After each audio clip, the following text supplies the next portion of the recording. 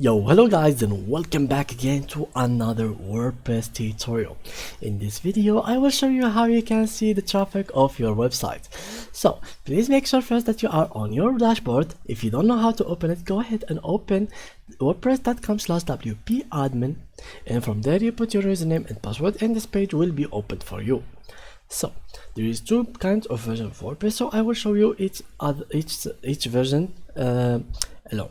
So now let's start with this version. We will go to our plugins, add new, and from here we go and search for this Google Kit. After you install this Google Kit, you will have to create an account in Google Analytics.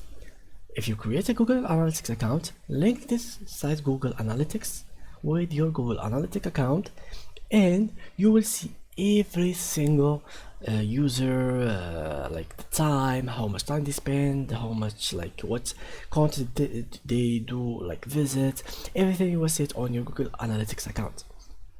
So let's activate it, and it will be really simple to see.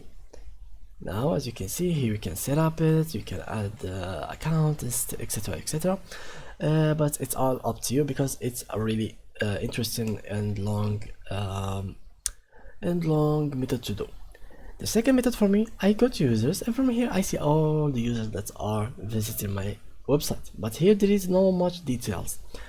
If you want to see details, as I said before, you have to use Google Analytics, but this always will work on this version. It will not work, it will not work, but it's like you will not need it with the new version of WordPress. Why? Because as you can see from here, there is no need to actually get any other plugins because they have already the stats of your website in here. You have here the visitors, how much views, likes, comments you get in your website, and even the region of your visitors. So yeah guys, that's how you guys check the traffic of your website. So thank you guys for watching, and see ya in the next tutorial. Bye bye.